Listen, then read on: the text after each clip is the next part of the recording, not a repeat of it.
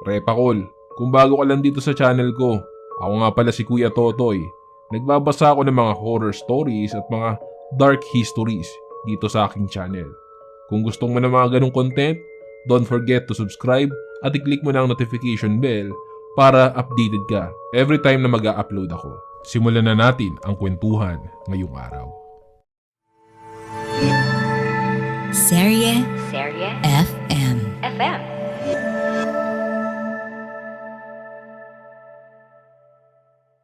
Sa pangalawang gabi, kasama ko ang isa sa mga aking kaibigan sa sala. Bigla na lamang akong inatake ng hika habang ako ay umuubo at inaatake ng hika. Kasabay nito ang malakas na pagpaparamdam ng kung anumang kasama namin sa bahay na yun. Kitang-kita ko ang paggalaw ng switch ng mga ilaw. Patay, bukas, patay, bukas. Hindi ko maipaliwanag ang takot na nararamdaman ko nang makita kong nakabukas na ang bintana sa tapat ng lababo. Sa pagsapit ng gabi at pagpikit ng iyong mga mata, lagi mong itatanong, ligtas ka ba?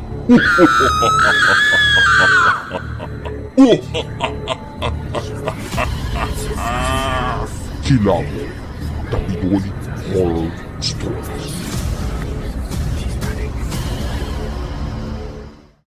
Magandang araw po sa inyo, Kuya Totoy. Itago niyo na lang po ako sa pangalang Mommy. This happened last year of December. Meron kaming seminar na ginanap sa isang magandang hotel sa Tagaytay. Ngayon ko lang narinig yung pangalan ng hotel na yun at hindi naman ako binigo ng mga pictures nito sa social media. Talagang maganda naman.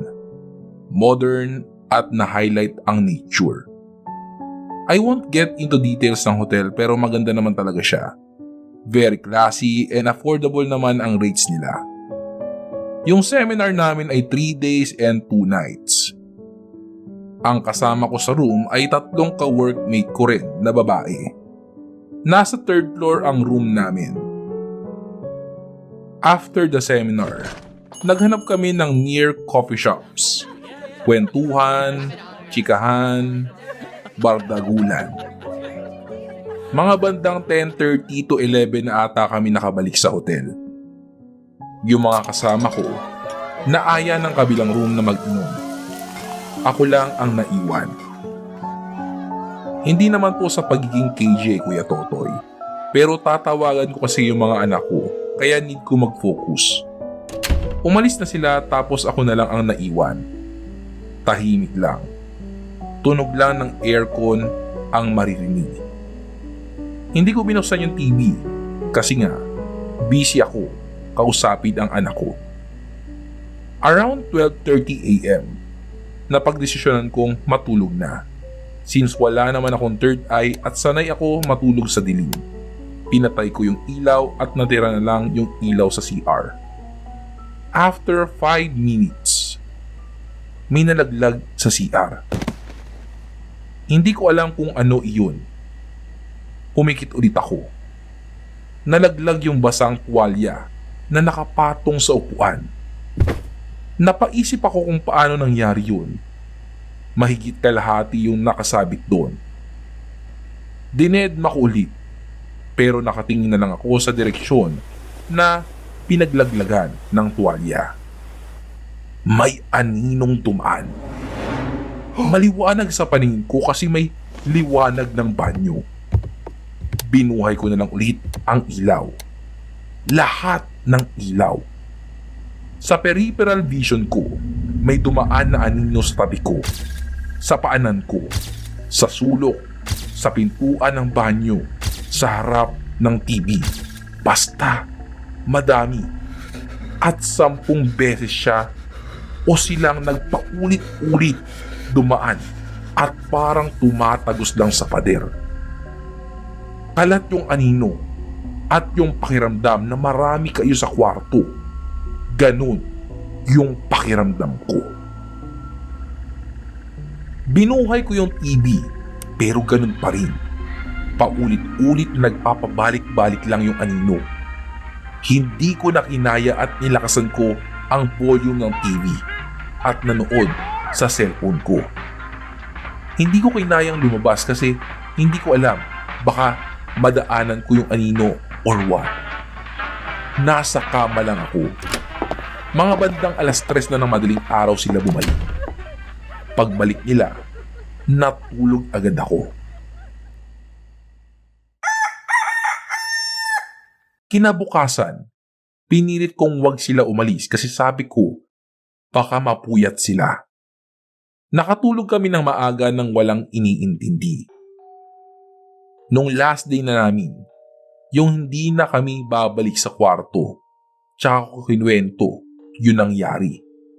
Hindi lang pala ako yung nakaramdam. Yung kasama ko sa kwarto, sabi niya ay lagi siyang naalimpungatan kasi may dumadaan daw sa paanan niya papuntang CR. Pero hindi naman daw nabuhay yung ilaw at pintuan. Pagtingin niya sa amin, lahat kami ay nakahiga lang. Yung kabilang room naman ay sabi niya may anino din daw siyang nakita nung nagising siya sa madaling araw. Pero hindi niya lang daw ito pinansin. Yung mga aninong nakikita ko, maliliit lang. Parang mga bata. Hindi naman sila nananakit, pero talagang visible sila sa madaling araw. Hindi ko alam kung bakit. Naikwento ko rin ito sa iba naming ka-work na galing na rin sa hotel na yun before. At sabi nga nila, meron nga daw talaga nagpaparamdam sa 3rd floor ng hotel na yun. Kakabaka Short Stories.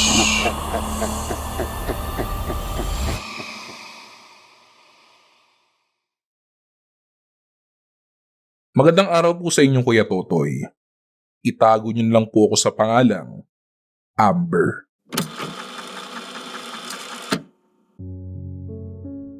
Sa patuloy kong pakikinig sa mga nakakakilabot na kwento dito sa inyong podcast, naalala ko ang naranasan namin magkakaibigan nung nagbakasyon kami sa Tagaytay noong January 2021. Isang araw ng Enero, nagpasya kaming magbakasyon sa Tagaytay. Dahil sa matagal na kaming hindi nagkita-kita nung kasagsagan ng pandemya, naisip namin magstay sa Tagaytay ng 2 araw. Nag-book kami ng isang kasa sa Tagaytay. Isang sakay mula sa Olivares. Medyo liblib na ang lugar ng kasa at kinakailangan pa na pumasok sa loob ng isang kalye. Katapat ng kasa ay mga puno at talahib lamang. Walang kahit na anumang bahay o tindahan ang nasa tapat nito at wala ding gaanong tao o sasakyan sa kalsada. Ang kasa na aming tinirahan sa loob ng ilang araw ay may modernong disenyo, may 2 palapag at may 3 malalaking unit. Isa sa ibaba at 2 sa itaas. Nagkasundo kami magkakaibigan na kunin ang unit sa ibaba para hindi na kami umakyat pa para dalhin ang aming mga gamit. Isa na din sa dahilan ay ito ang pinakamaganda at may pinakamalaking unit. Kumpleto ang mga gamit ng bahay. May malaking kwarto na may 2 kama, malaking salamin at aparador. May itim na sopa at mahabang kahoy na lamesa sa kusina. Maganda rin ang kitchen at kumpleto ang lutuan. Totoo ngang wala ka nang hahanapin pa sa bahay na ito dahil lahat ng kailangan mo ay naririto na. Katapat ng kitchen sink ang isang maliit na bintana na wala kang matatanaw sa gabi kundi dilim at hangin na sobrang lamig na dadampi sa iyong mukha. Sa bandang likod naman ng bahay ay may isa pang pinto palabas sa malaking bakuran. Pagpasok pa lang namin ay ramdam na namin ang lamig sa bahay na ito. Marahil ay dahil January noon kaya sobrang lamig at hangin nung panahon na iyon. Masaya ang unang araw namin sa bahay na ito. Nagluto kami, kumain, naglibot sa Tagaytay, nagvidyoke at naglaro ng card games. Wala naman kaming naramdamang kakaiba hanggang dumating ang unang gabi. Dito namin napansin ang mga kaluskos na parang nanggagaling sa itaas ng bahay. Hindi namin naiwasan na mag-isip ng mga bagay-bagay dahil sa nakakatakot na ingay na naririnig namin. Hindi rin ito maaaring galing sa ibang nagrerenta dahil wala namang ibang nagrerenta noong araw na iyon maliban sa aming grupo. Ang lakas ng mga kaluskos na para bang may nagkikiskisan sa aming mga kisame. Maya-maya ay may napansin akong paulit-ulit na nagpa-flash sa inidoro kahit wala namang gumagamit nito. Hindi ko sigurado kung ito ba ay napansin na mga kasamahan ko, pero ako, napansin ko yun. Dahil 4 lang kami magkakaibigan sa malaking unit na ito, ramdam ko na hindi lang kami ang nagbabakasyon dito. Maaaring may iba pa. Hindi lang namin sila nakikita. Sa pangalawang gabi, kasama ko ang isa sa mga aking kaibigan sa sala. Bigla na lamang akong inatake ng hika habang ako ay umuubo at inaatake ng hika. Kasabay nito ang malakas na pagpaparamdam ng kung anumang kasama namin sa bahay na yun. Kitang-kita ko ang paggalaw ng switch ng mga ilaw. Patay, bukas, patay, bukas. Hindi ko maipaliwanag ang takot na nararamdaman ko nang makita kong nakabukas na ang bintana sa tapat ng lababo. Madilim, malamig, at mayroong nakasilip na nakatingin sa amin. Hindi ko maipaliwanag kung ano iyon. Maya-maya, ang doorknob naman ang biglang umiikot. Naramdaman namin na mayroong mga nilalang sa bahay na iyon na gising sa gabi at nagpaparamdam sa amin. Hindi na namin kinaya ang takot at nagdesisyon na kami nakausapin ang landlord upang itur kami sa ibang unit. Totoo ngang walang ibang kasama sa ibang unit. Kaya kami ay lalong nagtaka kung saan galing ang mga kaluskos sa kisame. Dito niya naikwento na totoong may mga nagpaparamdam sa unit na napili namin. Dito na din nagsabi ang isa pa naming kaibigan na unang araw pa lamang pagpasok sa unit na napili namin ay nakakita na siya ng isang figurang lalaki na itim na nakatayo sa loob ng bahay at nakatingin ito sa amin. Sa takot niya ay napagdesisyonan niyang hindi na ito sabihin para hindi masira ang bakasyon namin. Dito ko din nalaman na bukas pala ang third eye niya. Tila ayaw kami paalisin ng mga nilalang na ito dahil sa kabila ng mga naranasan namin gabi-gabi ay tila ba may nag-uudyok sa amin na mag-extend sa bahay na iyon. Inabot kami ng 4 na gabi at 5 araw sa kasa na iyon. Gabi-gabi ay nararanasan namin ang nakakakilabot na lamig sa loob ng bahay at nakakapagtaka na mga pangyayari tulad ng kaluskos, mga ilaw na bigla na lang namamatay, pintuan na nagbubukas at nagsasara ng sarili at banyong tila mayroong gumagamit kahit wala naman. Ramdam din namin na ang bawat kilos sa gabi ay pinagmamasdan ng kung anumang nilalang. Hindi ko maipaliwanag ang aking nararamdaman. Sa huling gabi namin sa bahay na ito, nagpasya kami na matulog sa kwarto ng mga kaibigan ko na magkakatabi. Ngunit hindi ako nakatulog sa lakas ng kaluskos. Wala na akong ibang nagawa kundi magtalokbong ng kumot at hintayin mag-umaga. Sinabi sa akin ng aking kaibigan na may third eye na buong gabi raw nakatayo sa tabi ng aparador ang nakakatakot na lalaking figura, kaya hindi niya rin ito sinabi sa amin dahil sa takot.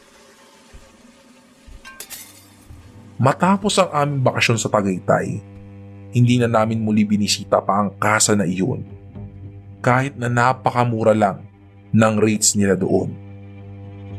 Hanggang ngayon, hindi pa rin namin masigurado kung ano talaga ang mga pangyayari sa loob ng bahay na iyon.